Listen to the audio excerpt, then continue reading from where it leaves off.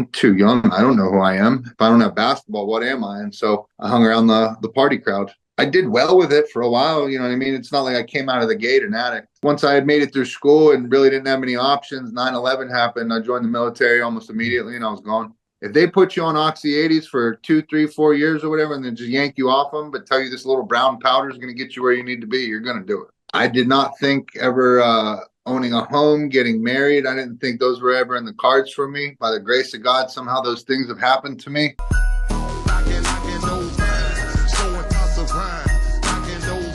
Jason the Chance here. Hey, I want to tell you I've got some exciting news on things that I'm doing, and I'd appreciate you following me there. I am going to be producing and sometimes co-hosting a new podcast that's showing to be very successful, and it's in the same wheelhouse. It's called We're Out of Time with Richard Taite. The We're Out of Time podcast with Richard Taite, featuring two-time NBA champion Lamar Odom. You were in a coma, right? For 3 days. They told me I wasn't even going to talk again, let alone walk. Musician and social media influencer Andrea Russett. Oh, yeah. As of today, 2 weeks. Star of Netflix Tall Girl Ava Michelle. The next morning, I found him and... You found him? I did find him. Personal stylist Parker Noriega. These kind of doctors, majority of the time, are yes doctors. Ken Kraft, the founder of Hope the Mission. I had my own broken world experience. I lost everything. And the We're Out of Time podcast with the man who revolutionized addiction treatment, Richard Taite. Subscribe now on Spotify, Apple Podcast, and YouTube, and we'll see you next Tuesday. Richard is one of the premier individuals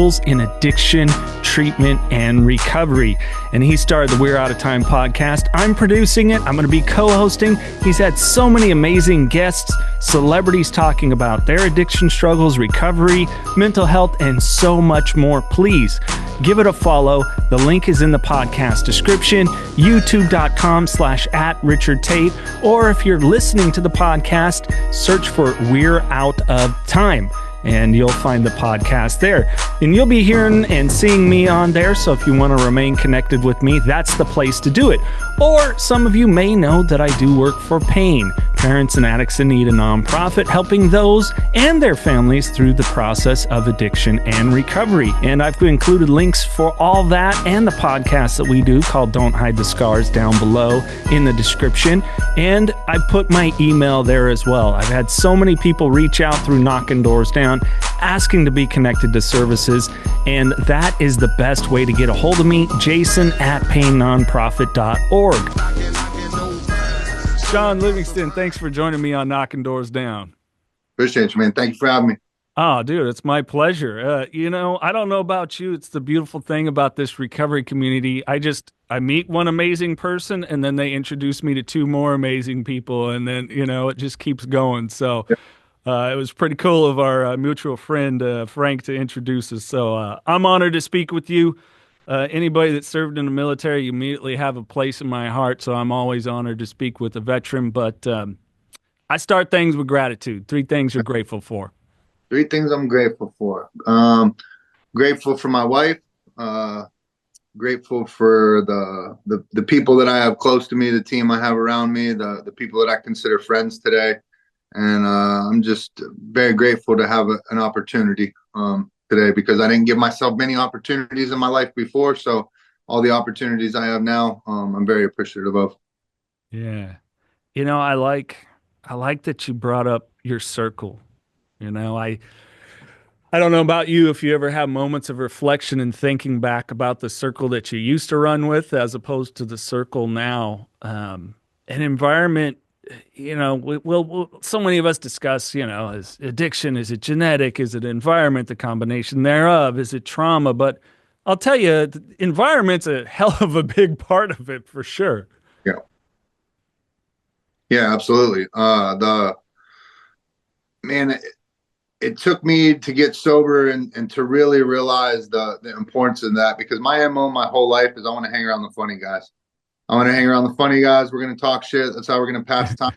Didn't matter if I was in sports, the military, work, school, treatment, you name it. I want to hang around the funny guys. And, I finally took it to the point where I'm sitting there looking at charges as a habitual criminal and looking at doing over 20 years in prison. And that's where I kind of had this wake up call, like this way of life isn't really serving me. And so, through a bunch of different things, I ended up in treatment. And then that's where I really started to take this serious and start to understand that ultimately I choose people. I choose the people I allow to be around me. Nobody's forced to be next to me. And so these people that I consider friends and all this stuff. And so I hit a point in my life where, I got involved in some positive things that were enhancing my life. I got involved in the fitness and running community and the recovery community. And I started holding myself to a standard. And it was the first time I'd ever done that, but my life had become better now than it had ever been. And so I take the standard very serious. And so anybody I choose to allow to be around me gets held to that same standard. And I treat it as if it's life or death, because, anybody that's in my circle, like, we're all helping each other work towards the same goal. We're all in unison. And if, anybody who's played sports knows what it's like when you get one bad apple in the locker room. And that's been my life this whole way. I always used to think I was this great leader. All I know is when I hang around people that do dope, I do dope. Yeah, right. Yeah, exactly. But I like that you made the sports analogy too. I mean, I was a basketball player, and if we got one person that's playing shitty defense, four guys aren't going to be able to guard five. Yep. And that's what I think it's so important. And I talk with my kids about that, like, especially my son is building that circle, because no matter what, we're all under the influence of something. And like you said, if I'm around people that do dope, eventually you're going to go back to doing dope. And that, like, influence is so incredibly huge for us, it was for me. Like I was saying before we hit record, I wasn't the kid that went and partied in high school or anything. When I did show up, I drove the drunk people home and all that stuff. But eventually it was like, oh, come on, man. And then, hey, soon enough, it was off to the races in a 30-pack at least a day. Right.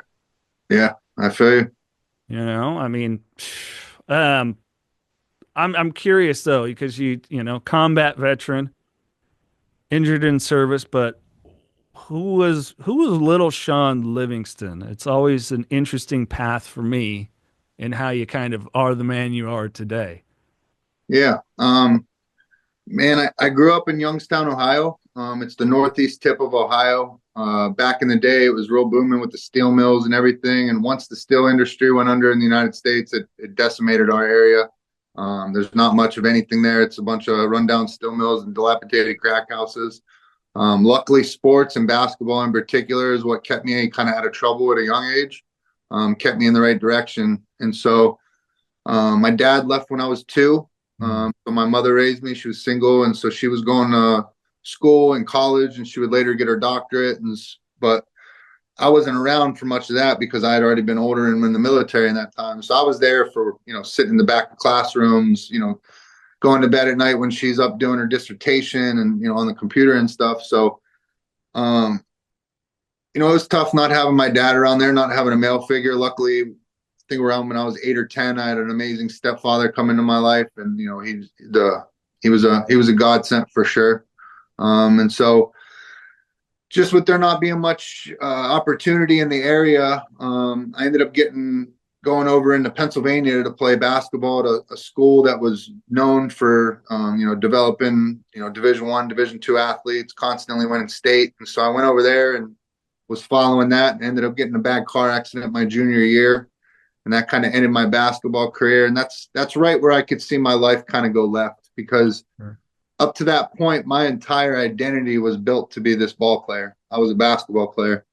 And at a young age, my junior year, when that got taken from me, now you're kind of looking around like, I'm too young. I don't know who I am. If I don't have basketball, what am I? And so I hung around the party crowd. And so it was easy to get in there and, feeling loose, feeling good. And, I did well with it for a while. You know what I mean? It's not like I came out of the gate an addict. But yeah, once I had made it through school and really didn't have any options, 9/11 happened. I joined the military almost immediately, and I was gone. Wow. Yeah. And that's so fascinating what you said there too about, with the, I mean, what kid about that age, you had that accident, I'm guessing around 16 years old, has the coping skills to really be able to look at that and make that identity shift, because we do become so attached to certain things, like I was like the funny guy in high school, and then eventually when I was the drinking dude, I was the fun guy still, Yep. And being so attached to that and not being able to really, I mean, gosh, we're so formative still there in our teenage years, but know how to be resilient, how to pick another direction, how to strive for something else, let alone, like you said, coming from an area that got really dilapidated and not knowing what those options were, because I can hear that there was still a drive to be somebody. It's just like what, especially for our circle of influence, we don't have any examples of, hey, you remember Bob? Yeah, Bob went off to Yale. Oh, shoot. Somebody from my town went to Yale. Right. Maybe I can do that too, Yeah. Yep. And I tried the military route. My back is as crooked as a politician, so they wouldn't let me in. So, but I get going that route then when options become limited. Yeah.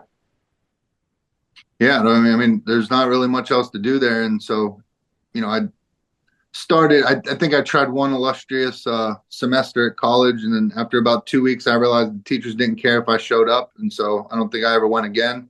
And that was it. And so I had to make a move. So the military was just the next best option. What branch did you go into? Originally, I went into the Air Force and did 6 years in the Air Force, ended up over in Germany. And I was just too young, man. I did not have the life experience to realize how good I had it. I thought I didn't like it. I thought I missed home. I thought I was missing all these, big things that were going on with my friends back home, I thought. And so I come home from Germany. And I remember I got back and Oxycontin had just leveled my area. It was right during that boom. Everybody, all of a sudden, I come back. I remember leaving and I had started piddling around with Coke. And I came back and everybody was on Oxys, everybody. And so within no time, I started, dabbling in it. And then it started getting a hold of me. And so then that started then I just started bouncing around. I thought that Youngstown, Ohio was the problem. I'm not the problem. And so within 2 years, I lived in 5 different states, burned it down everywhere I went. And then, I end up in Miami, Florida. And that's where I discovered heroin. I'm down shooting heroin. I was there for almost a year. And I'd hit the point finally where there was no other options. I'm broke. I got nowhere to go. And so the first and only time I call home and I tell my mom that, I need help. I'm hooked on heroin. And so her and my grandma got together and this was going to be the one time they're going to pay for me to go to treatment. Knocking Doors Down by Carlos Vieira. Now available wherever you get audiobooks. I wasn't done partying, and I didn't want the binge to end. I think I knew that when I finally got home, I'd have to face what I had done, and I wasn't ready to do that. Being responsible for my actions wasn't something I was looking forward to. I had abandoned my wife and baby, my family, and my business. I wanted to avoid the shame of returning to what I had left behind. Even though I was not yet going home, I wasn't sure I had enough resources to continue the binge. Click the link in the podcast description to find out more. The We're Out of Time podcast with Richard Taite, featuring two-time NBA champion Lamar Odom. You were in a coma, right? For 3 days. They told me I wasn't even going to talk again, let alone walk. Musician and social media influencer Andrea Russett. As of today, 2 weeks. Star of Netflix Tall Girl Ava Michelle. The next morning, I found him and You found him? I did find him. Personal stylist Parker Noriega. These kind of doctors, majority of the time, are yes doctors. Ken Kraft, the founder of Hope the Mission. I had my own broken world experience. I lost everything. And the We're Out of Time podcast with the man who revolutionized addiction treatment, Richard Taite. Subscribe now on Spotify, Apple Podcast, and YouTube, and we'll see you next Tuesday. And so I get sent to a detox in Tampa, and I'm sitting there imagining I'm going to get this new wonder drug that's going to cure me. And here they just bring me Suboxone, and I had Suboxone anyways. And so I'm like, all right, we'll take this. And then I talk to my mom on the phone, and she goes, hey, go ahead, while you're there, do your research, pick a place, and we'll go, your grandmother and I are going to pull the money together and we're going to send you. I'm in there kicking dope. Like, I'm not going to do any research. And so all I know is people sitting there saying they're going to go to this treatment center in Louisiana. And so I'm like, all right, cool. I want to go there. And so I call them and I'm like, yeah, I'll go to this place in Louisiana. And so they ship me down there. I get there and I show up to this beautiful plantation house, and there's a men's house and a women's house and all this land. And I go up in there, and like the first couple days, I notice every room that I walk in has a picture of this guy on the wall. and I don't know who it is. And I'm sitting there, I'm looking. And after a couple of days, I lean over to one of the clients. I'm like, yo, who's the guy up on the wall? He's in every room. And they're like, oh, that's L. Ron Hubbard. And I was like, who? All this stuff wasn't out yet. So I didn't know what he was talking about. And he goes, oh, he's the founder of Scientology. And I was like, what is that? So he takes me up in his room, and this is back when there was portable DVD players, and he shows me the episode of South Park that explains what Scientology was. And I'm like, where? What am I doing?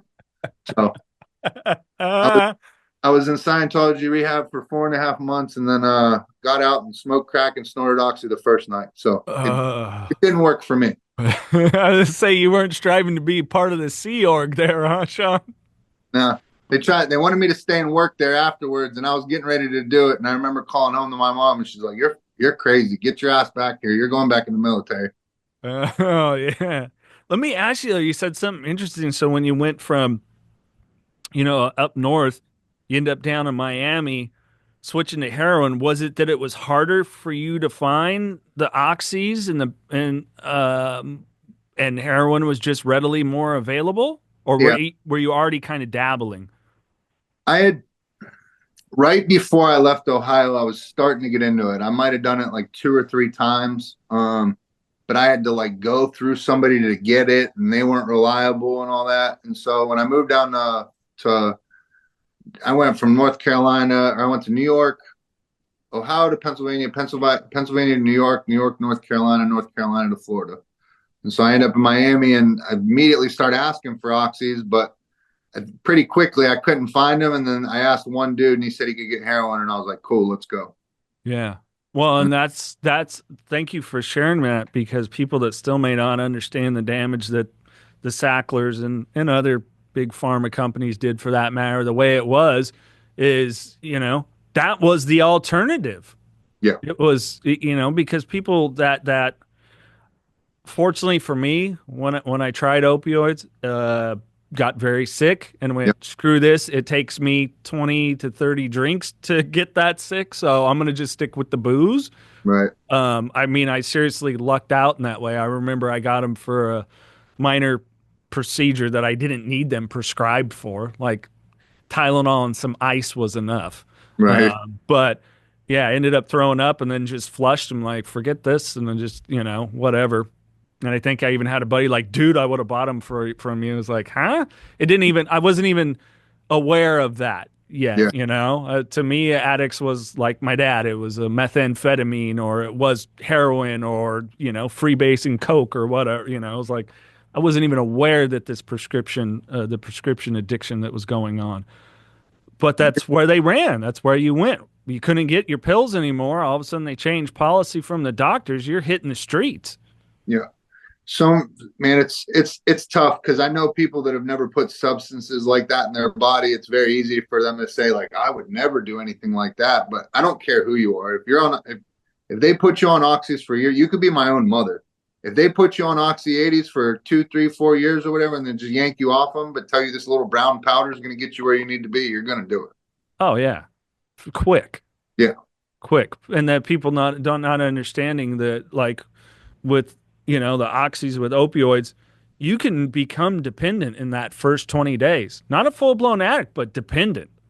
Like your mood and everything else. I've been around people that have had a surgery, and it's like they got a supply of 20, and on that 21st day, it's like, you're kind of a moody fucker. Like, it's obvious. Like, I can see this shift here. Yep. It's scary. So we end up back in the military then at that point. Yeah, I come back to Ohio, and kept trying to get that whole 2 years I was bouncing around. I kept trying to get back in the Air Force. They weren't accepting prior service at the time for whatever reason. And so the next logical choice was the Army, and signed up to go to the Army. They sent me to do some like refresher training to get requalled on weapons and get back in shape and all that. And it was a 4-week refresher, kind of like a little mini basic training. And I remember I was 2 weeks into the 4 weeks, and I got a voicemail from the Air Force recruiter. He's like, hey man, if you want to come in, just bring your folder. I was like, you bastard. But that happened the way it should. So, and that's what ended up bringing me to Texas. I got stationed at Fort Hood, and as soon as we got here, it was time to train and get ready to go to Iraq. and that's where my injury sustained. So I kind of held it together a little while, like right when I got back in the military. And as soon as I got injured, unfortunately, in the military, especially at that time, the education on opiates isn't what it is today. So their only recourse was to give me the biggest bottle of Percocets they had and start hitting me up with steroid shots. And, I tell people there's a very real moment in the military where you come to realize like you're no longer you're government property. And they spend a lot of money to get you trained up and get you equipped with everything and feed you and house you and all that. And so when it's time to go do your job, if you're not able to go do that job, you're pretty worthless to them, and you feel that, and they treat you as such. There's a culture in the military. If you ain't ready to go, then you're not really valuable to anybody. So I'm just a very competitive person, and I wasn't going to let that happen. And so they gave me the painkillers and everything, and I was trying to mask the pain, and I was going to do whatever I could to make sure that I didn't get held back on that deployment. And I went, and it just wasn't the right move. Yeah. So did you end up, I'm assuming you weren't taking a supply of anything with you when you got deployed? No, I had some prescriptions that they were going to give me. And then, we're resourceful. Just because I'm in Iraq doesn't mean I can't. I'm not always going to be able to get what I need, but I'll manage. And so, I was getting stuff shipped over there. People were bringing stuff back off leave. I had friends who were medics. But it didn't, about halfway through my deployment, I ended up, there's a place called Camp Taji. Camp Taji, the largest military installation we have in Iraq. And I got the entire Camp Taji shut down on painkillers. Nobody in the armed forces that was on Camp Taji could get painkillers because I decided to do this big lie to a full bird colonel, and they flew me to the green zone, and it was just this whole thing. And so I came back, I got caught, and they shut the entire base down on it. So you can imagine how popular I was when I walked into the chow hall. Oh, I don't know why I'm getting the Full Metal Jacket,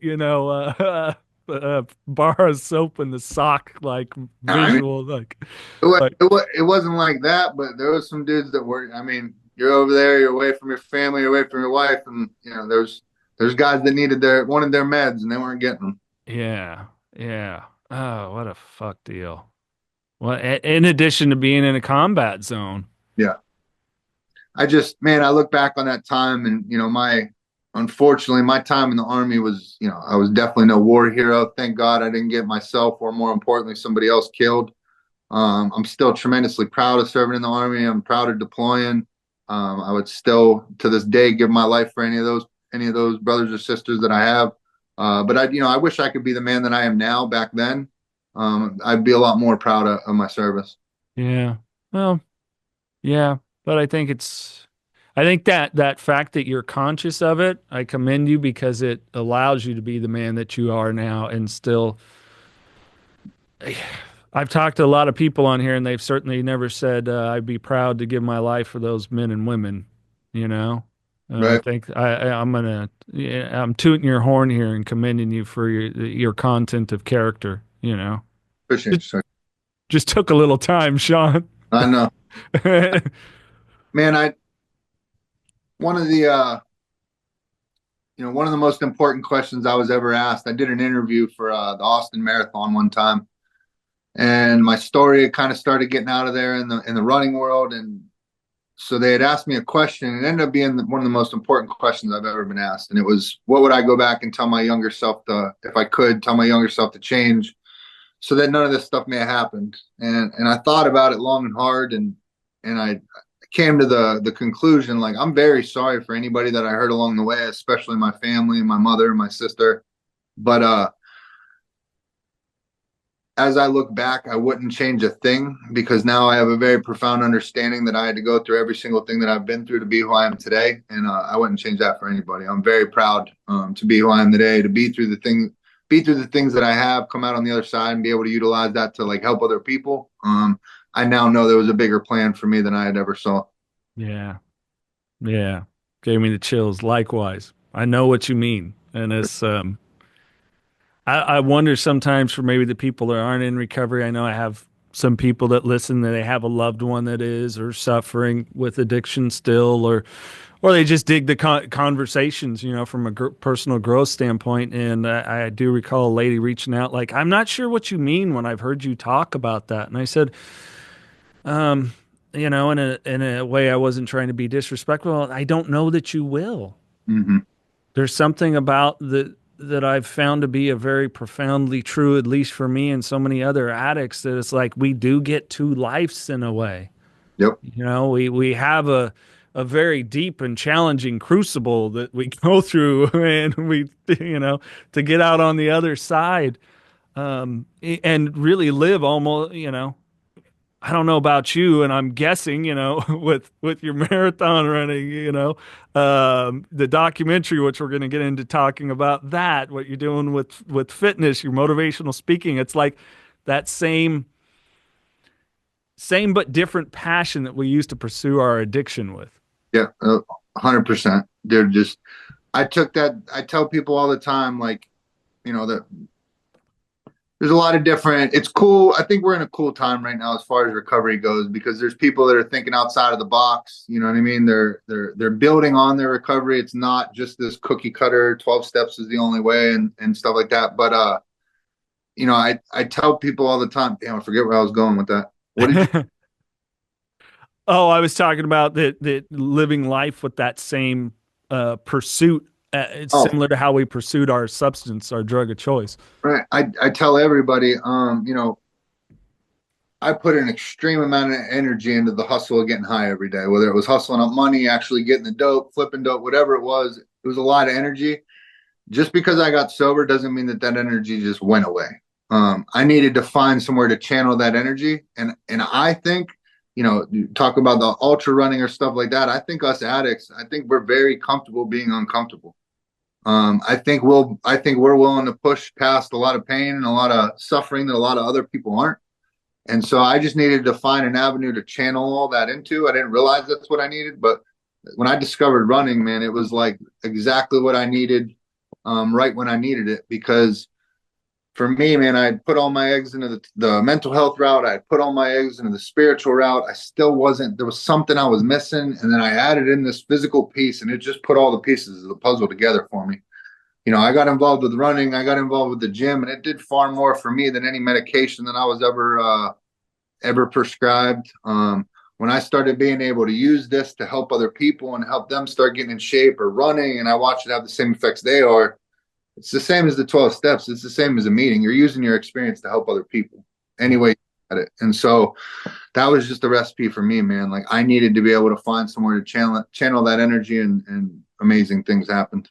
Yeah. And I think it's we do get, we'll a lot of talk about a spiritual shift, which I had, but I think it's when we get a conscious shift too. I enjoy going to like Celebrate Recovery every now and then. I am, a Christian in faith, and I was talking to a young guy, and he was just so worried about like, getting clean again and not having a life. And I was asking him like, well, how much were you using? And so I did the math for him real quick. And I go, wait a minute, you do realize you are spending close to $60,000 a year on your habit.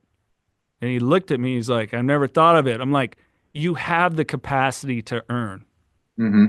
If you can figure that out, yeah, and never have gotten arrested for the shit you did to get $60,000 to fuel your habit, right, dude, I'm looking at a guy that's got millionaire potential. Right. So I don't know what you're sitting here so worried about. Like, you got to find the way to use those skills. Yes. Because it's there. It's all there. You just got to start believing it up here and know it in your heart. Right. When I was at the women's facility that I was speaking at earlier, these women are doing a long time in prison, and I'm sitting there talking to them, and I told them, like, I didn't know a world existed where I could take all this pain and all this bad stuff that I have been through and ever use that to help people. I never knew the world existed where the things at one time in my life I was the most ashamed of are now the things I'm proud enough to stand up in front of hundreds of people and talk about. Like, it's crazy, man. Like, once you get that energy going in that way, how it just changes the whole dynamic and the whole outlook on the whole thing. Yeah, absolutely.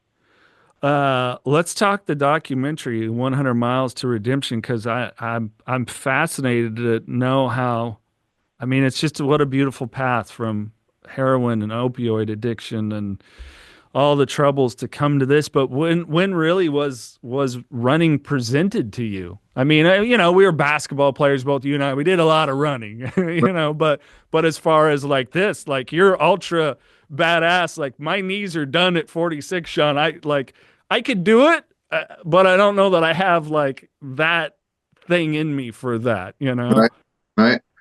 Dude, it's the story as a whole is very wild, man. And it's coupled with another thing. Like I know one thing that was true for me for a long time is there was a time in my life I wasn't a big God guy. And it's not that I didn't believe in God. I just didn't know exactly what to believe.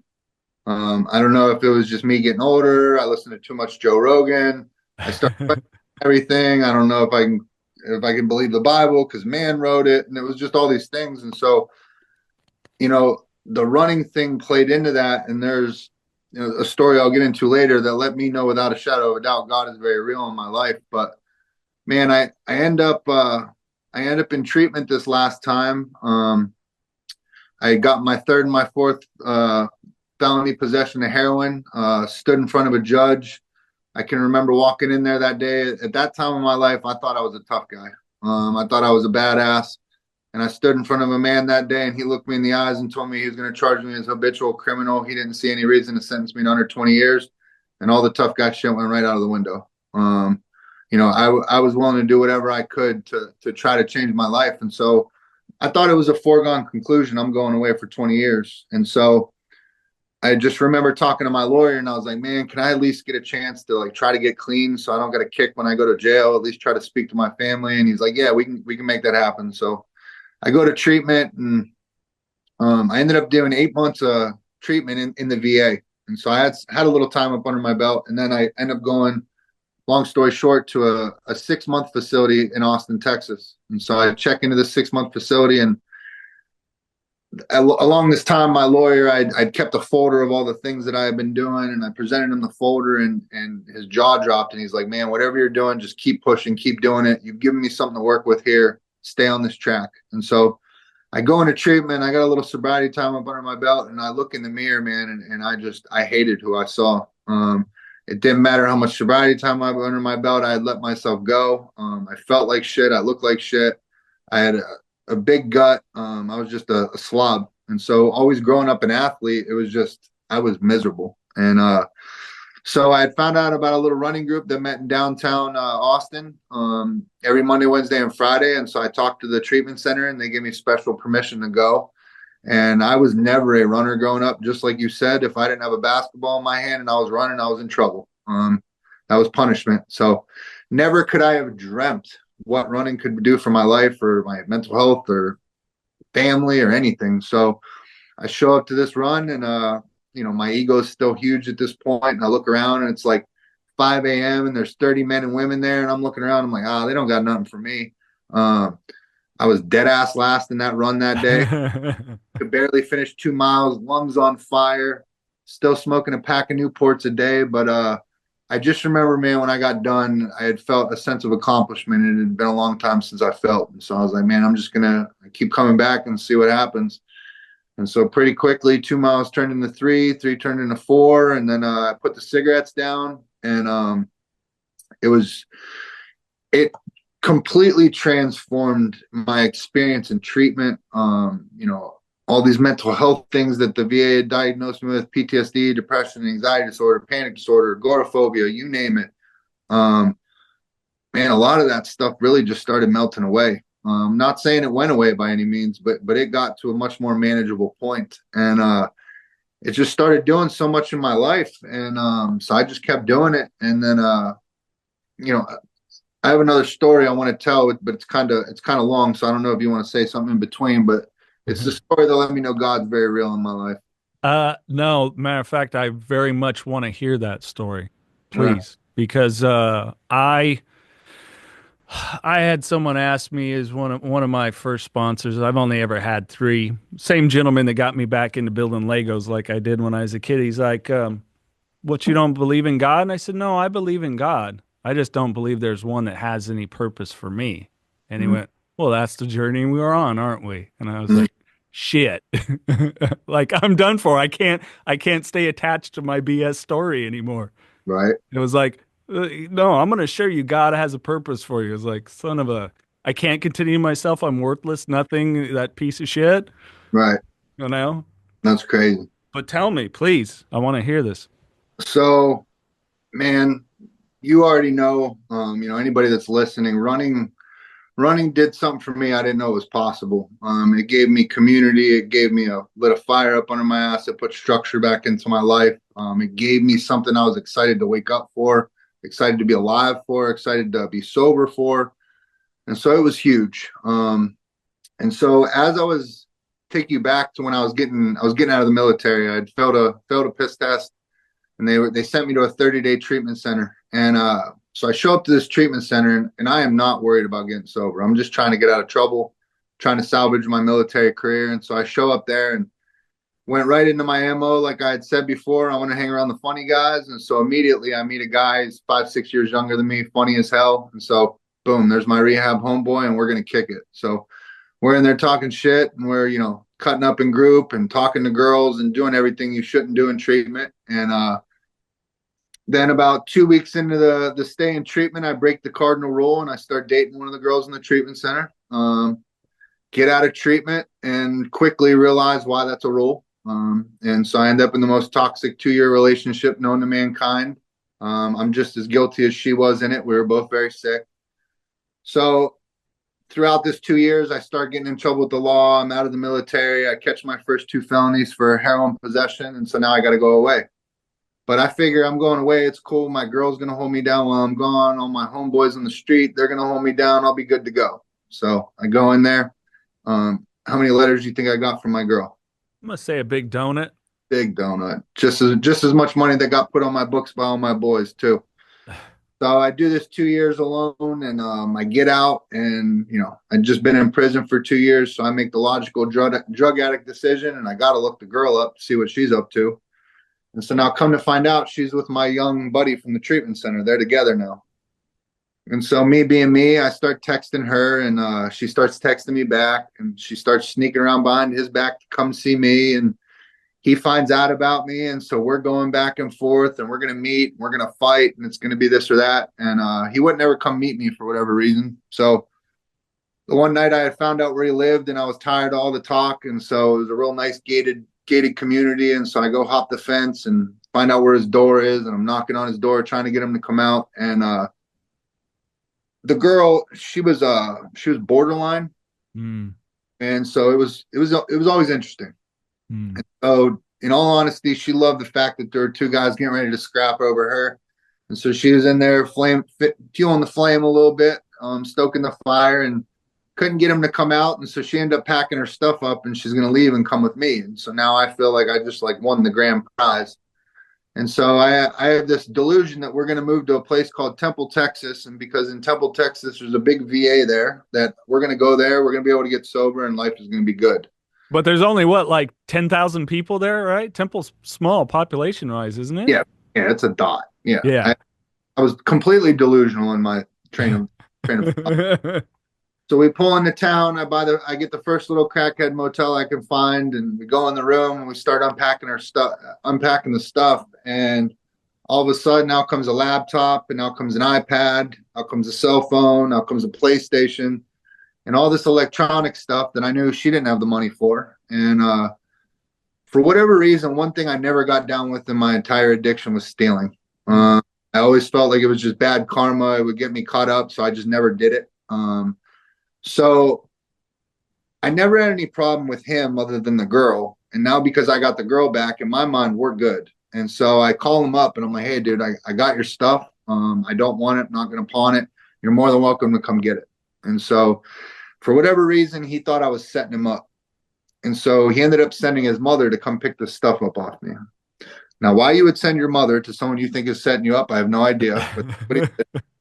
And so very nice woman. She shows up in this back end of this shady, dark motel, and I give her the stuff, and then that's that. And so Now, fast forward 3 years later, I end up back in Austin. I end up in state-funded treatment.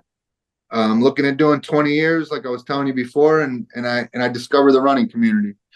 And so I'm going to these runs, and I hear about this woman, and her name's Penny, and she runs something called ultra marathons. And so I find out who this woman is, and then I seek her out and I meet her, and I ask her, I was like, man, will you please train me up for a race? I really want to try this. I'm very interested. I didn't know that people ran ultra marathons. I didn't know it was humanly possible. So, and then they're telling me they're out running on trails and they're doing this and doing that. And I'm like, all right, let's try it. And so I asked her to train me up for a race, and she says, absolutely. And so we're out on the trail one day, and she's teaching me how to be able to like run downhill. Like, you got to be able to run downhill full speed, lean into it with loose rocks and roots and not kill yourself, basically. So she's basically teaching me how to do that. And we're running and talking, and I'm very open with my story. I tell it all the time. And so I started telling her I was getting kicked out of the military. I ended up in treatment, ended up with a girl. And at one point I said the girl's name. And the girl has a very, very unique name. It's not one you hear every day. And so as soon as I said her name, my friend Penny's running, and she stops and she looks over at me and she goes, Shawn, do you know my son? And I was like, well, who's your son? Her son was my young homeboy from the treatment center. She was the mother that had come picked up that stuff off me 3 years before. Now, if that's not God working in my life, I don't know what is, because that story could have went down so many astronomical ways. We could have fought. I could have robbed him. He could have robbed me. Somebody could have got hurt. Somebody could have died. I returned this stolen stuff. That's the one honest thing I did in my entire addiction. I still to this day could not tell you why. What is the chances that I leave a city like Austin that's growing every day? We've gotten a huge influx of people from Cali. Elon comes, Joe Rogan comes, everybody comes. And I leave during that time. And so I leave this city with millions of people in it, and I come back 3 years later. What is the astronomical chances that I get plugged in with the one woman that would literally introduce me to an avenue that would save my life? Again, if that's not God, I don't know what is. That's too much to be coincidence. Yeah. Wow. My friend Penny is the vice president of cybersecurity for Visa, right? On what spectrum of the universe does a 4-time felon heroin addict who's been kicked out of the military become best friends with the vice president of cybersecurity for Visa? Like, again, if that's not God, I don't know what is. Her team took down the, you remember January 6th, everyone stormed the Capitol? Yeah. Her team took them down. Do you remember the Vegas shooter? Yes. Her team took down the Vegas shooter. Wow. Do you remember what Backpage is? It sounds familiar, but I'm not connecting a dot here. Backpage would have been like, came after Craigslist and would have been where most people would go to get prostitutes. Thank you. Yes. So not personally, Shawn. Just saying. But I was in the car as her and her team took down Backpage. And so the one thing in common with all these things is all these people use Visa. And so they have teams of hackers that can track these people down and stuff like that. So Penny is still one of my best friends to this day. Had it not been for her, the movie would have never happened. I would not be sitting here today. I used to always give all the glory to Penny, but now I know profoundly that, God put her into my life for a reason. Yes, sir. People weren't watching. I raised my arm because I got chills. That's what I was doing when I went like that. And I'm a firm believer now. There is no coincidence. No, they're just. I was telling Frank Parisi the other day when I met him, and for whatever reason, him and I just like hit it off. And and at the end of it, I was like, I needed to talk to you today, and I told him what I had gone through. And he didn't know this prior to the conversation, but it was like a great sermon at church. Our conversation. It was exactly the message that I needed to hear, and he was asking me questions about stuff and what I'm wanting to do. And I go, I've got these few pinpoints on the United States map, and where I live currently isn't one of them, but Austin is, ironically. And he was asking what I'm interested in doing and do I have any certifications? I'm a recovery coach and all this stuff. And he's like, we might need to talk further. This might be and it's just, I just don't believe in coincidences anymore. Not at all. I agree. It's wow. That is awesome. So who then the idea was the documentary 100 Miles to Redemption?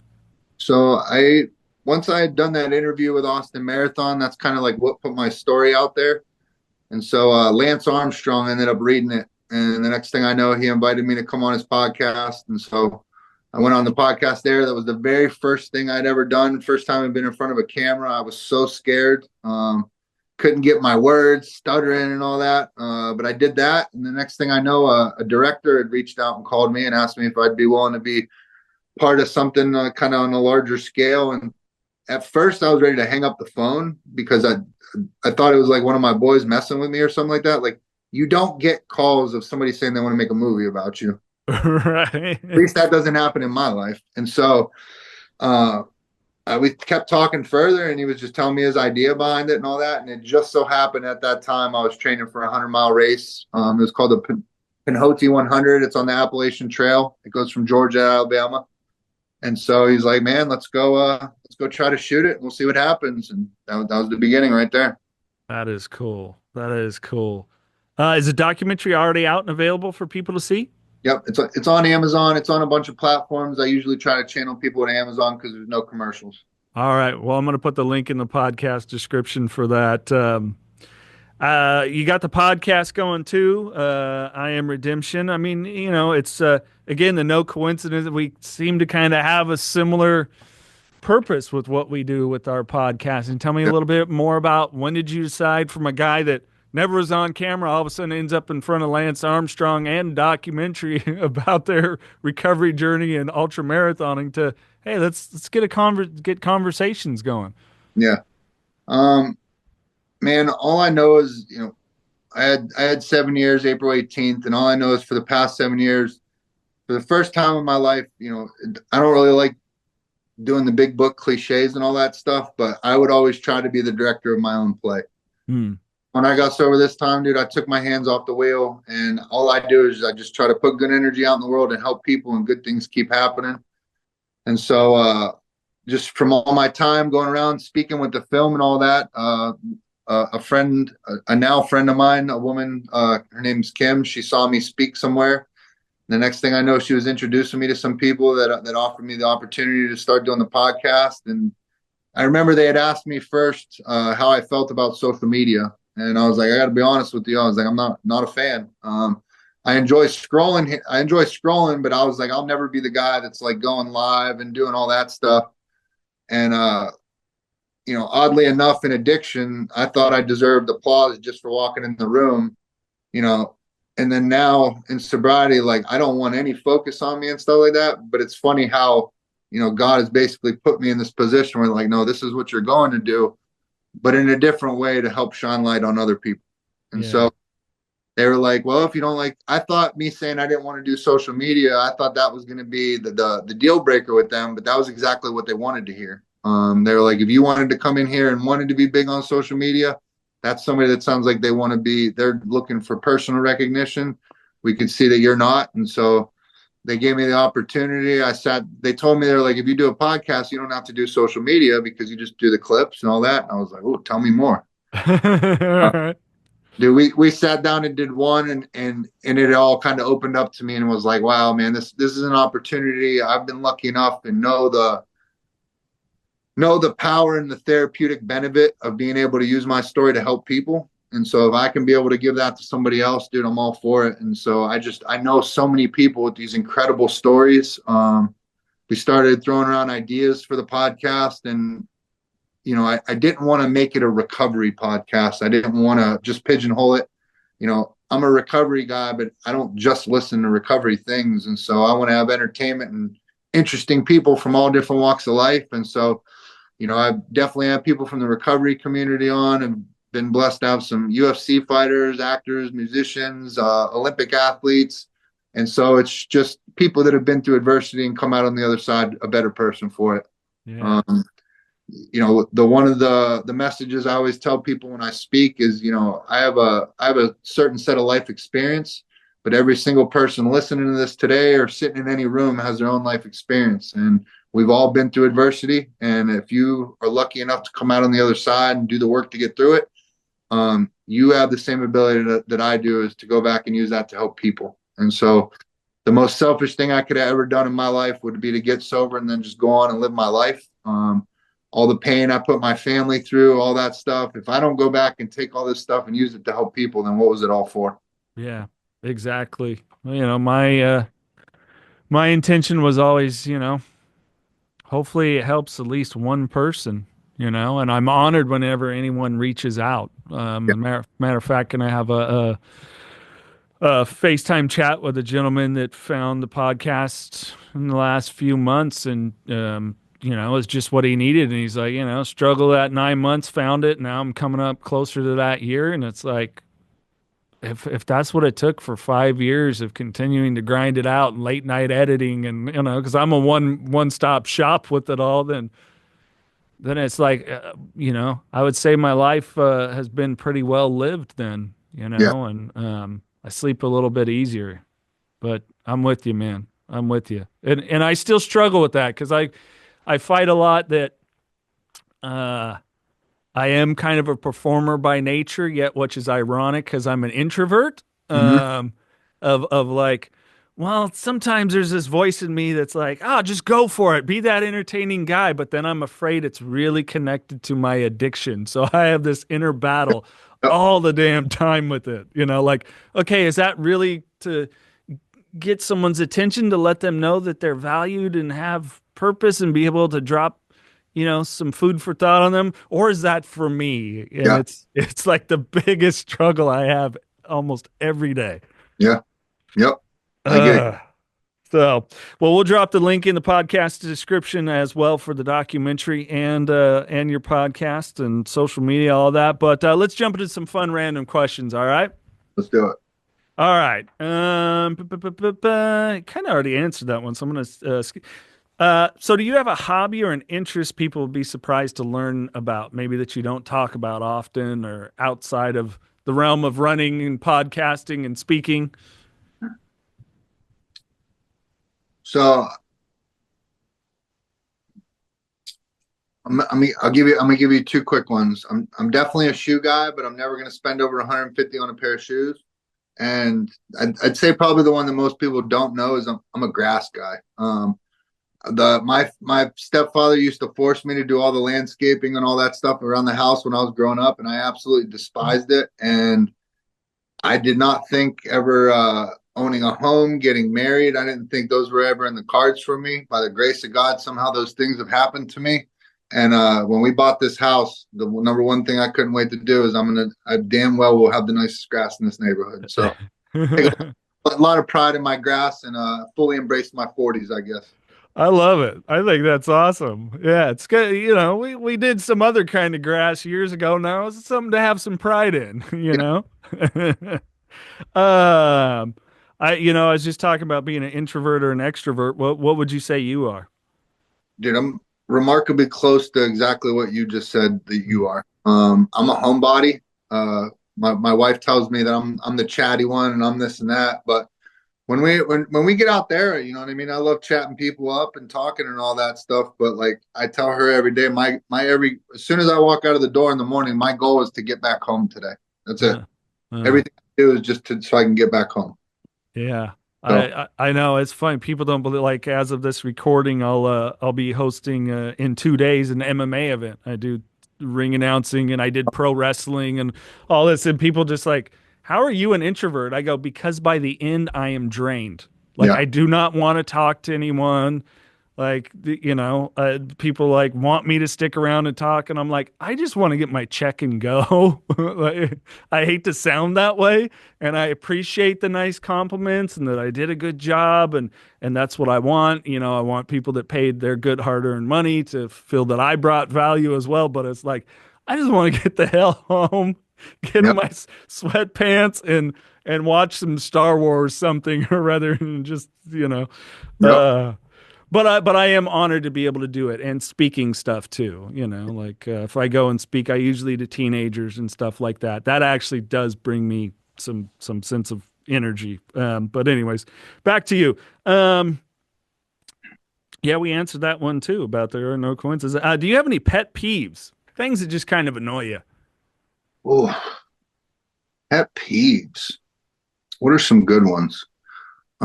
People that drive in the left lane, that just camp out in the left lane. That's big in Austin these past couple years. Not sure if it's you Cali folks coming out here or what's happened, but I'm willing to bet it is, and I would not be one of them if and when I moved there. I promise you that. um, Are they that in Teslas? yeah, but Austin's kind of liberal, so there were Teslas before. But Oh, okay. um, yeah, the left lane campers and tripods in the gym. Uh, Tripods in the gym will get me going. yeah, I, that's I get it because now I always said I would never be the guy that's doing all that stuff, and now I've gotten comfortable doing that and stuff like that. But I still couldn't do it. There's nothing in me that could pull a tripod out in the middle of a gym of people lifting weights and set that shit up. I personally couldn't do it. There's people that are making a crazy living off it, and I don't knock them for their hustle. I just could never do it. yeah. No, I'm with you. Yeah, to me, there's something about that it would conflict with the manners I was raised with. Mm-hmm. You know, like everybody paid a gym membership. How am I going to treat this as if it's my space? Yeah. You know, Yeah. or I'm going to occupy this bench for a while and make sure I get the shot right when a guy's working through his, you know, whatever reps and he's supersetting or whatever the heck it is. And it's like, he's just wanting to get over there, be able to do some dumbbell curls or something. And I'm the one occupied. Like I would feel like a dick. Right. Now, if it's somebody in there on like some off hours, you know what I mean, and you're doing it, cool. But if you're in there and basically rush hour in the gym trying to do that shit, like I don't got time for all that. Yeah. Yeah. Plus, I would be like, hey, are you making money off that? Yeah, I was in the background. I didn't sign a release. Make sure you edit me out because I'm an asshole sometimes. Like, for instance, Shawn, I enjoy the hell out of Disney. And me and my lady, I had a work trip, and so we ended up making it a Disneyland visit too. And there's all these people and I loved some of these YouTube creators that do Disney stuff. I'm a fan of a couple of them. One of them might come on here actually, but I'm like, I just couldn't do it. I couldn't have like the camera with the lavalier neck, on the nice little stand and being like telling history. And I remember the first time I rode. It's just, yeah, I don't know. All right. Favorite place to visit? The gym. The gym? The gym, for sure. Favorite. Well, let me give you a better answer than that. Gym's good, but yeah, let's go a location. I don't want to be one dimensional. Favorite place to visit, like vacation spot or no? Sure. Maybe it's not even that. Like I live in Yosemite's my backyard. Beautiful, wonderful place just to like take in God's earth, you know? Right. So I'm going to say Port Aransas. Port Aransas is a beach in Texas. I shouldn't even be saying it out loud because I don't want to give away my secret spot. But it's about 3 hours away from Austin, and it's the perfect like weekend getaway for me and my wife. We've realized recently that kind of like to keep it healthy, man, we got to get away at least like once a quarter, and it's far enough away you're feeling like you're getting away from home, but it's not so far you feel like you need a vacation after your vacation. So we can go down there for a long weekend. It's clean. It's nice. There's porta potties on the beach. You can have fires. You drive around your little golf cart. It's like the perfect little getaway. So I'd say that's my favorite place to visit. Yeah, that sounds good to me. We'll go one more random question here. Everybody always seems to want this one and disappointed if I don't ask it is, you're going to have dinner with any one person, living or not. Who would it be and why? Any one person. Man, is that a hard question? Nate Diaz. Yeah? Why? Nate. Why Nate? Nate is one of the most authentic human beings like I've ever seen and come across. When I first started getting out speaking and doing all that stuff, that was the number one thing that I would get. People would come up and, you're so authentic, you're so authentic.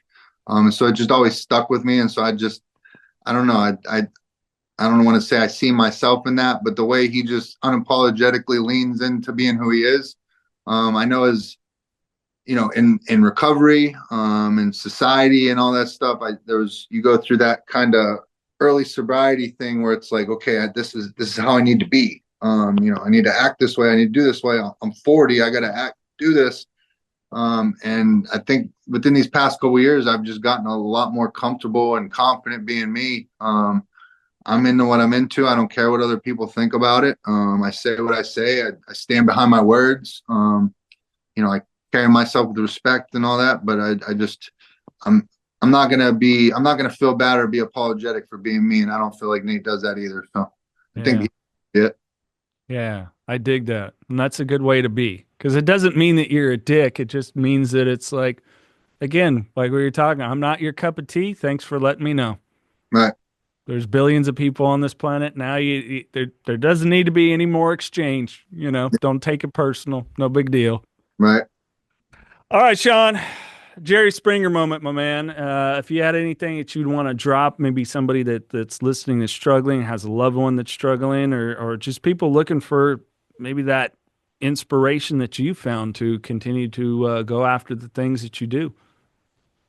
Dude, I remember being in treatment and, I was in so much trouble and, I didn't have really many places to turn. And so I can remember I started breaking my life down and to do two very simple questions. And I would ask myself, is this going to help me stay sober? And is this going to help me stay out of prison? And if it didn't align with those two things, I didn't do it. And so I always like to use the analogy right now, it's football season. And so what's the number one goal of every NFL team every year is to what?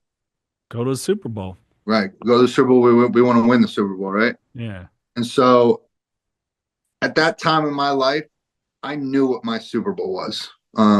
My Super Bowl was to get sober and stay out of prison. That was hands down the two most important things in my world. Nothing else mattered. And so I talk to a lot of addicts and, they might be in treatment or in meetings, and I'll ask them, like, what's your Super Bowl? And so only you can answer that. If you're in treatment and I ask you what your Super Bowl is, you could sit there and be like, oh, yeah, to get sober. Is it really? Or is it to get your wife back? Is it to get out of trouble? Is it to get your job back? Only you can identify what your Super Bowl is. But I like the football analogy because once I've identified my Super Bowl and now I ask myself these questions, everything needs to align to help me to work towards that Super Bowl. And so, it starts off, and what we talked about earlier in the podcast is I better surround myself with the best team possible if I want to win the Super Bowl. We know what happens when you let an Antonio Brown or a bad apple. Sorry, Antonio, I'm a Steeler. Let a bad apple in there, it spoils the bunch. And so being very serious with the people I choose to allow to be around me. If I'm going to win the Super Bowl, I better have a damn good coach. So whether that's a sponsor, a mentor, but just somebody that's been there and somebody that you can lean on that is going to be there for you when you need it. And you better have a good game plan. What are you going to do when you get smacked in the mouth? What are you going to do when things don't go your way? And so these are all things that, you have to think about. But discovering that passion, discovering that purpose, and really sitting down, being honest with yourself and identifying what that Super Bowl is. What is your number one goal in life? If you truly know what that is, nothing's going to get in your way because it's the most important thing in your world. So that's what I did. And breaking my life down to those two simple questions and asking myself that everything I did, it went for the people that I let be around me. It went for the food I put in my body. It even went for on the mornings when I'd wake up in treatment and it's 35 degrees out or it's 110 and I don't feel like going to run and everything in my brain and my body wants me to hit that snooze button again. I'd have to ask myself, is this going to help me stay sober? Is it going to help me stay out of prison?